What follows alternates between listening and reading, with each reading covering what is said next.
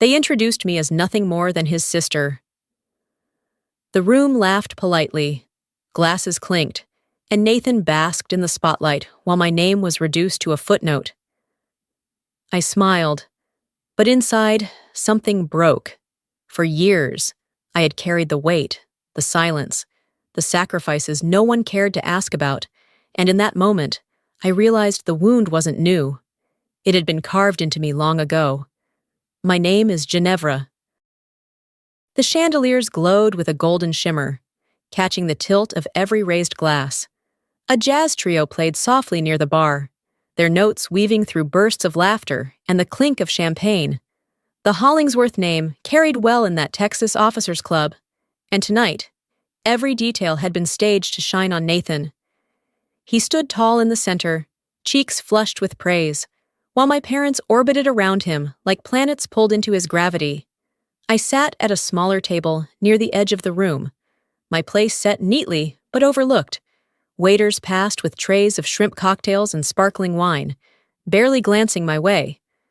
Strangers approached me only to ask questions that slid across the surface. "Did you help Nathan with his speech?" "You must be so proud." Their smiles carried polite interest, nothing more. I returned the expressions they expected, a faint curve of the lips, but inside, I felt the quiet throb of distance. My father's voice boomed above the chatter, drawing a retired colonel and his wife closer to his circle. He laid a hand on Nathan's shoulder, chest swelling with pride, then casually motioned toward me.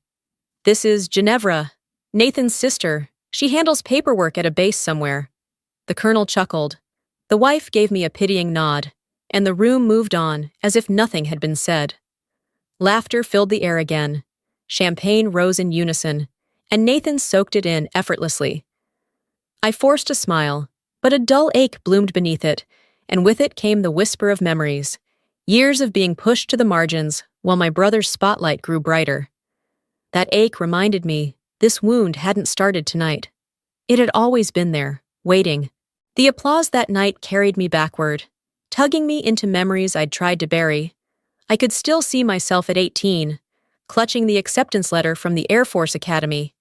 My parents glanced at it, muttered a quick, "That's nice," then went back to talking about dinner plans. 2 weeks later, Nathan signed his enlistment papers, and the house erupted into a parade of congratulations. They threw him a party in the backyard with balloons and barbecue, neighbors invited, and in the driveway sat a brand new black SUV with a ribbon on the hood. His first step toward greatness deserved champagne toasts. My first step, apparently, was just expected. The pattern never broke. Years later, when I called home in desperation, short on money for a new apartment near base, my mother sighed and told me funds were tight. "We have to keep some aside for Nathan. You're the strong one, you'll figure it out." I hung up, took a weekend job hauling boxes at a warehouse, and never mentioned it again. Their silence became my burden, my strength treated as proof I needed nothing. That night at the club, the laughter around Nathan replayed those years in sharp clarity. I realized the role had been carved early. I was the reliable one, invisible unless needed. He was the spark, the one they bragged about. That label clung to us both like a second skin, mine heavy with expectation, his polished with praise. Behind their assumptions was another life they couldn't imagine. I wasn't filing papers. I was carrying a different kind of weight. I had jumped into hostile zones, led teams in silence, and once stood in a desert compound with the barrel of my rifle trained on a man holding American hostages. The operation never made headlines, but it lived in the scars I kept hidden. None of it could be spoken at family dinners. Classified meant silence, and silence left room for them to invent their own small version of me. The quieter I became, the more ordinary I looked in their eyes. Then, as I sat through Nathan's celebration, my phone buzzed, a message from an old teammate. "General Kellen's there tonight. He knows your name." My pulse spiked. Kellen wasn't a man you impressed easily. His recognition meant he'd heard stories not printed anywhere. If anyone in that room could pierce the lie my family lived by, it would be him. Yet the thought unsettled me. Part of me longed for the truth to surface. Another part wondered if I was ready to let it. The party swelled as the night wore on. Every toast raised higher, every laugh louder. Nathan stood in the center of it all, basking in the adoration. My mother's voice carried over the music as she launched into another anecdote, this one about how Nathan once carried the family dog to the vet in the pouring rain. The crowd erupted with applause as though he'd dragged a wounded soldier from a battlefield. My father nodded proudly, clinking his glass in agreement. I sat in silence, keeping my expression neutral, though each word pressed harder against the tightness in my chest. Then one of the guests turned toward me, his smile tinged with amusement. "You must be so proud to have a brother like him." "Huh?" The way he said it wasn't a question, but a dismissal, an assumption that my role in the story was only to applaud from the sidelines. Nathan caught my eye across the table and let a slow grin spread over his face. "She doesn't have anything to brag about," he said lightly. "Paperwork and computers, that's all." A ripple of laughter followed, the kind that stung more because it was casual, unthinking. They weren't laughing at a joke, they were laughing at me. I pressed my lips together, forcing my hands to stay folded neatly in my lap. I gave them nothing, not a correction, not a protest, but inside, the decision was already forming. I wouldn't let this moment define me. I was done being the backdrop to Nathan's spotlight. The doors at the far end of the hall opened, and the music faltered into silence. Conversations dimmed as General Kellen stepped inside, his presence pulling the room into a hush. Nathan lit up instantly, rushing forward like a child eager to present his best report card. He ushered the general straight to my parents, his voice brimming with pride. "This is my family, sir," he said, launching into stories of his training and small accomplishments. My father laughed heartily, pumping the general's hand, boasting as though Nathan's triumphs were a legacy written in our bloodline. I stayed in my chair, invisible as ever, until my mother leaned down, her lips brushing close to my ear. Her smile never wavered for the crowd, but her words cut sharp as glass. "Don't you dare draw attention! Don't ruin this for your brother!" Her warning wasn't new, but something in me shifted. I rose quietly, pushing my chair back, and walked toward the hall. Not to cry, not to vanish, but to prepare for what I knew would change everything. I slipped out of the ballroom, the sound of laughter muffled as the heavy door closed behind me. The quiet hallway carried me to my hotel room, where the garment bag had hung untouched for years. Waiting, my hand steadied on the zipper before I pulled it down. The hiss of metal teeth sliding apart cut through the silence like a warning bell. Inside lay the navy blue service dress uniform, crisp and heavy with meaning. I laid it out carefully, fastening each ribbon, each insignia with deliberate hands. Every piece I pinned down was a story no one at that party had ever cared to hear. Sleepless nights in desert winds. Orders followed without hesitation. Choices that weighed lives. The fabric carried it all. And when I looked in the mirror, I no longer saw the forgotten sister. I saw the soldier I had become. The woman who had survived enough silence to let the truth speak for itself. When I re-entered the ballroom, heads turned instantly. The buzz of chatter dulled, and eyes tracked me with startled confusion. My mother rushed forward, smile frozen for the crowd, but her words sharp as a blade. "Take that off right now! You're making a spectacle of yourself!" I stood still, unblinking. Nathan's laughter broke the moment. He pointed at me, loud enough for the entire room to hear. "What is this, Halloween? Did you raid a costume shop?" A ripple of chuckles followed, careless and cruel. I didn't answer. I didn't need to. My silence held more weight than their noise, and for the first time, some of them shifted uncomfortably in their seats. Their laughter still echoed when General Kellen's voice cut off mid-sentence. He turned, his gaze locking on me, scanning the ribbons, then pausing at the rare insignia over my heart. Recognition sharpened his expression. Without hesitation, he stepped through the crowd, ignoring Nathan's attempts to draw him back, ignoring my father's eager handshake. He stopped directly in front of me, squared his shoulders, and gave a crisp salute. "Commander Hollingsworth." he said, his tone steady, reverent. It's an honor. The room froze. Glasses hung mid-air. The music kept playing, but no one heard it. Nathan's smirk collapsed, leaving his face slack with disbelief. My mother's lips parted soundlessly, my father's jaw clenched in shock. Whispers rose like a tide. A few veterans among the guests leaned forward, murmuring as they recognized the emblem that so few ever earned. My name, spoken with authority by the general himself, rolled across the room and shifted the ground beneath everyone's feet.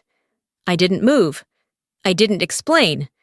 The uniform had spoken, and the silence that followed was no longer mine to carry. The general's salute still hung in the air, a weight that pressed on every corner of the ballroom.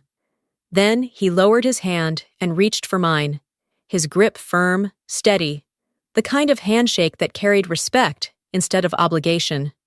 I've heard your name more than once, he said, voice pitched low enough for me, but clear enough that the surrounding silence caught every word.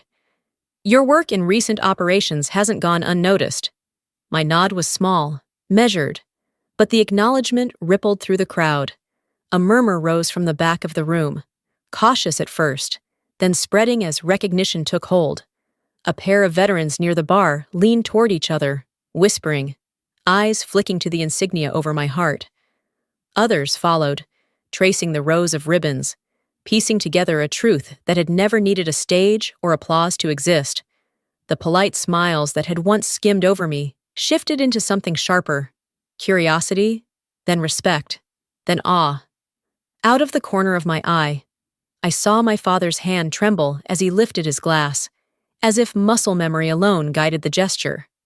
His throat worked, but no words came. My mother sat rigid in her chair, chin tucked low, her fingers strangling the fabric of her napkin. And Nathan, his skin blanched, his smirk broken, his lips forming a half-syllable that died before it could reach the air. How? How is this? I gave him nothing. No explanation, no correction, no defense. I stood in stillness, the weight of the uniform grounding me in a way their approval never had. The general's presence did the rest. His respect cut deeper than any insult they'd ever thrown, and he had delivered it in front of the only audience that had ever mattered to them. The room no longer belonged to Nathan. It no longer belonged to my parents' curated version of pride. Without raising my voice, without demanding a thing, the truth had filled the silence. I inclined my head once more to General Kellen, letting the gesture speak for me. The air felt different now, charged, irreversible. In their eyes, I was no longer background, no longer invisible. They understood, whether they wanted to or not. I had never been just Nathan's sister. Back at the base, the stillness of my quarters wrapped around me like armor. I dropped my bag by the door, kicked off my shoes, and sank into the silence I had longed for all evening. It lasted less than 5 minutes. My phone buzzed, then again, the vibrations rattling across the desk like an unwelcome drumbeat. The first message lit up the screen. You humiliated this family. How could you? My father's voice practically echoed through the words, indignant and wounded. The tone I had heard my entire life whenever their carefully polished image cracked. I let the message sit, unread a second longer than necessary, before another arrived. Why didn't you tell us? My mother wrote. We would have been proud. We are proud. Please don't twist this into something ugly. A third message landed seconds later, softer, pleading. You should have trusted us. You should have let us celebrate you too. They came in waves, anger first, then confusion, then bargaining. By the time midnight pressed against the windows, their words had shifted into apology, regret, and fragile attempts at affection. We just didn't know. Forgive us. We're so proud of you. Come home. Let's talk. Don't shut us out. I read every line, but none of it touched me. It was like standing outside in a storm with an umbrella that had finally held. The rain fell, but I remained dry. I set the phone face down on the desk, its glow bleeding weakly against the wood, and closed my eyes. For once, I didn't feel the urge to explain myself, to bridge the gap. Their panic was theirs to carry. Days later, Nathan showed up in person. He waited for me near the motor pool, his posture stiff, face drawn in frustration more than shame. When I walked past, he hurried to catch up. "You have to help me," he blurted.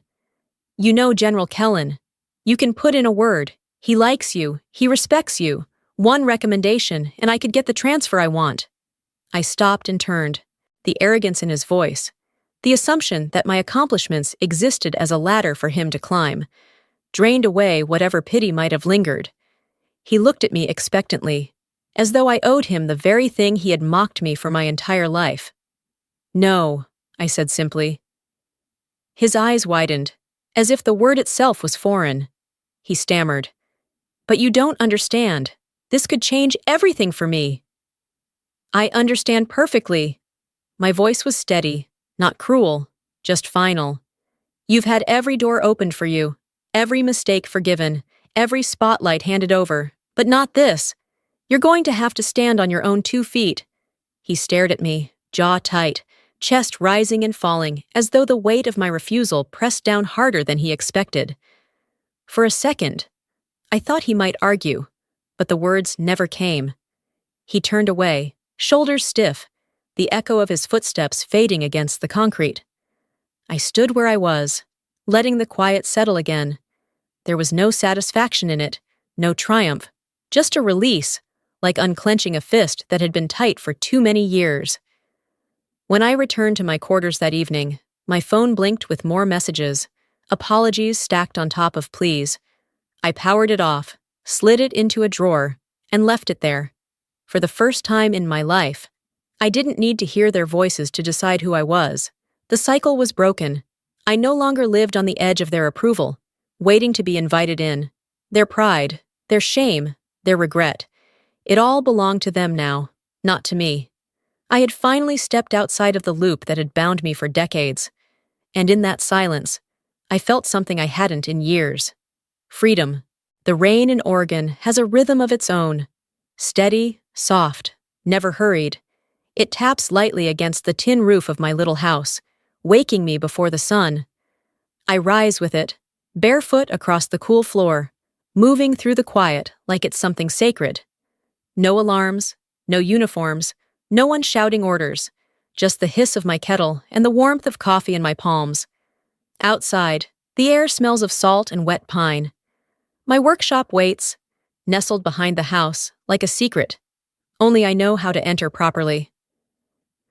The door sticks a little on damp mornings, and the windows fog when I turn on the heater. But inside, the world makes sense. Boats come in broken, cracked beams, waterlogged ribs, blistered paint, and I mend them with patience, sanding, sealing, restoring. Some are fishing vessels, some small family boats left too long in the sun. None of them ask where I've been. None of them need me to explain who I am. They simply need fixing, and I do. The townspeople wave when they pass. They call me Ginevra, or sometimes just the boat lady. They bring me fresh clams or extra nails, and never once has anyone asked me what I did before I got here. No one asks about the medals. No one tries to fit me into a box I've already outgrown. And for the first time in my life, I'm not performing. I'm just living. I used to believe I needed a title to be seen, that if I worked hard enough, stayed quiet enough, was useful enough, maybe someone, anyone, would finally look up and say, "She matters." But that kind of visibility came with conditions. I had to stay small to keep their comfort intact. I had to swallow my pride so they could hold on to theirs. Not anymore. I don't need to be told I'm enough. I just am. Each morning, I sip my coffee on the dock while gulls circle overhead. Sometimes I think about my old life, the weight of secrecy, the ache of being dismissed, the exhaustion of proving myself over and over again.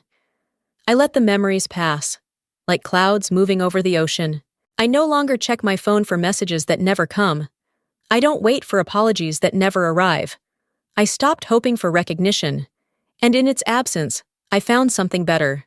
Stillness, the kind of peace that doesn't demand an audience, the kind that lets you breathe in the smell of freshly cut cedar and rain, and know you're exactly where you're meant to be.